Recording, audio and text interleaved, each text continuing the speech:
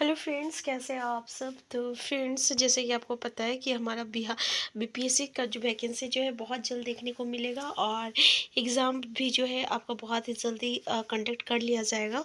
तो चलिए हम लोग इसी चीज़ को ध्यान में रखते हुए हमारा जो तैयारी है उसको स्टार्ट करते हैं और जो भी हमारा कंपटीशन पॉइंट ऑफ व्यू से जो क्वेश्चंस रहेगा उसका एमसीक्यू साथ में हम लोग 6 to 10 के एनसीईआरटी के बुक को करने वाले हैं। ठीक है, स्टार्ट करते हैं। आज का जो क्लास है ये हम लोगों का एमसीक्यू क्लास है। तो इसमें हम लोग जो है हिस्ट्री का कुछ इंपॉर्टेंट क्वेश्चन को डिस्कस करेंगे। पहला क्वेश्चन है आपका, 1336 ईस्वी में विजयनगर साम्राज्य का केंद्र स्थल था, क्या था? हम्पी, सलोनी, करतल, सवी। बताइए करेक्ट आंसर क्या होना चाहिए हमारा। तो आंसर हो जाएगा आपका हम्पी हो जाएगा। विजयनगर नगर साम्राज्य का केंद्र स्थल जो था हम्पी था। नेक्स्ट है, विजयनगर साम्राज्य की स्थापना किसके द्वारा किया गया था? हरिहर राय, बहादुर शाह, कृष्णदेव राय और इनमें से कोई नहीं। तो करेक्ट आंसर हो जाएगा आपका हरिहर राय। नेक्स्ट है, क्षेत्रीय भाषा के रूप में कौन सी भाषा का विकास हुआ? मलयालम, मराठी, बंगाली, तमिल। तो क्षेत्रीय भाषा के रूप में जो है आपका कौन सा भाषा का विकास हुआ? मलयालम का हुआ था। आंसर ए हो जाएगा। नेक्स्ट है, मलयालम भाषा में पहली सांस्कृतिक कृतियाँ कब लिखी गई थी? 19वीं सदी, 11वीं शताब्दी, 12वीं शताब्दी, 13वीं शताब्दी। करेक्ट आंसर क्या होगा हमारा? करेक्ट आंसर हो जाएगा आपका 12वीं शताब्दी हो जाएगा। नेक्स्ट है, ईस्ट इंडिया कंपनी की स्थापना कब किया गया था? 1600 ईस्वी, 1602, 1664 और आपका देख सकते हैं 1598। ठीक है, तो करेक्ट आंसर क्या हो जाएगा हमारा? करेक्ट आंसर हो जाएगा आपका आंसर ही हो जाएगा 1600 ईस्वी में कंपनी ईस्ट इंडिया कंपनी की स्थापना हुआ था। नेक्स्ट है, रसमंजरी के लेखक कौन थे? चाणक्य, बाणभट्ट, भानुदत्त और पाणिनि। तो रसमंजरी के जो लेखक थे इसका नाम है भानुदत्त है। पाणिनि याद रखिएगा ये किसके थे? तो ये आपका व्याकरण में संस्कृत में व्याकरण लिखे थे, है ना। नेक्स्ट है, मुगल काल में प्रशासन की भाषा क्या थी? हिंदी थी, तमिल थी, फारसी थी, उर्दू थी। तो मुगल काल में क्या था? आंसर क्या हो जाएगा? आंसर सी हो जाएगा, फारसी था। नेक्स्ट है, चूड़ामन किस जाति का महान नेता था? राजपूत का, जाट का, सिख का, मराठा था। तो चूड़ामन किसका था? तो याद रखिएगा जाट का था। नेक्स्ट है, किस काल में मराठा साम्राज्य का काफ़ी विस्तार हुआ था? 1705 से 20, 1720 से 40, 1720 से 61, 1740 से 70। आंसर क्या होगा हमारा? आंसर हो जाएगा आपका 1720 से 1761 ईस्वी हो जाएगा। नेक्स्ट है, पानीपत की तीसरी लड़ाई कब हुई थी? तो बताइए पानीपत की तीसरी लड़ाई कब हुई थी? 1761, 1740, 1750, 1748। तो पानीपत की जो तीसरी लड़ाई है ये आपको पता है कब हुआ था? 1761 में हुआ था। 1761 ईस्वी में हुई थी। नेक्स्ट है, खालसा की स्थापना किसके द्वारा किया गया था? गुरु गोविंद, गुरु नानक, बंदा बहादुर और ये आपका गुरु अंगद है। तो आंसर क्या होगा हमारा? हमारा आंसर हो जाएगा गुरु गोविंद के द्वारा जो है खालसा का स्थापना किया गया था।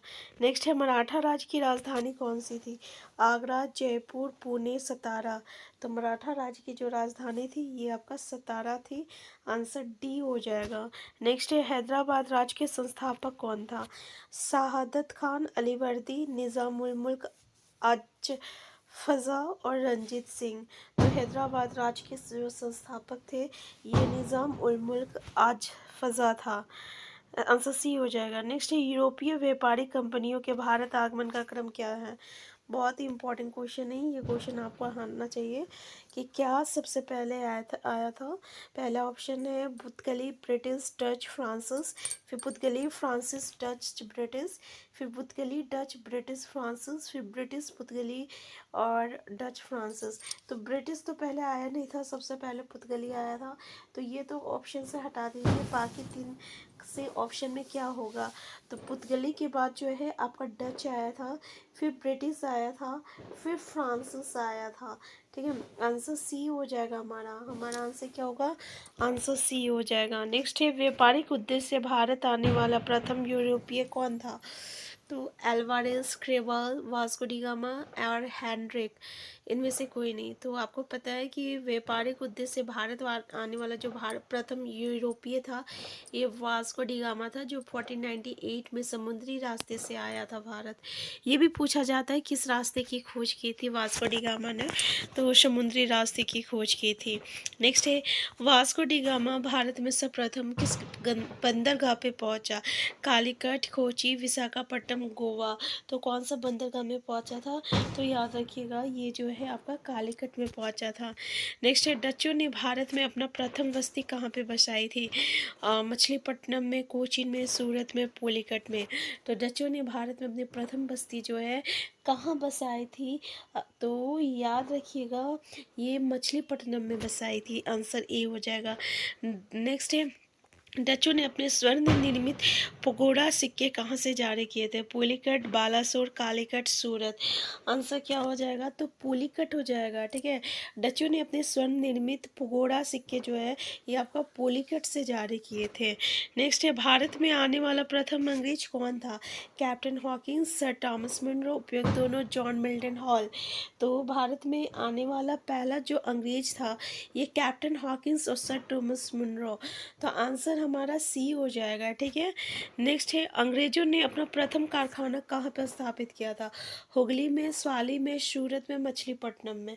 आंसर क्या हो जाएगा? याद रखिएगा सूरत में पहला कारखाना जो है स्थापित किया था अंग्रेजों ने।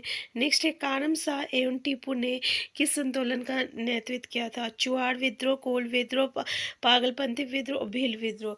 तो करम शाह एवं टीपू ने आपका किस विद्रोह का नेतृत्व किया था? तो आप याद रखिएगा पागलपंथी विद्रोह का जो है नेतृत्व किया था। पागलपंथी विद्रोह का जो है नेतृत्व किया था। ठीक है, तो ये था हमारा हिस्ट्री का क्वेश्चंस।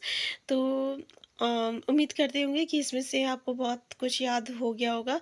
और देखिए हमें क्या करना है, एक्टिव लर्निंग करनी है। ठीक है, पैसिव नहीं, बस बोल के बस सुनना नहीं है।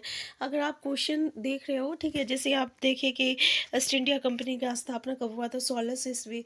तो आप बस क्या कीजिए, टाइप कीजिए आंसर ए बी करके, टाइप नहीं करना है, हमें पूरा टाइप करना है। ठीक है, ताकि हमें याद रहे कि हाँ ईस्ट इंडिया कंपनी की स्थापना जो है 1600 ईस्वी में हुआ था। तो कमेंट बॉक्स में 1600 लिखिए।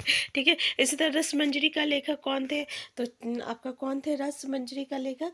तो इसको आपको अगर लिखने में मतलब कि दिक्कत हो रहा तो आप उसका एक दो वर्ड भी लिख सकते हैं, जैसे भानुदत्त था तो भा नु लिख सकते हैं, है ना।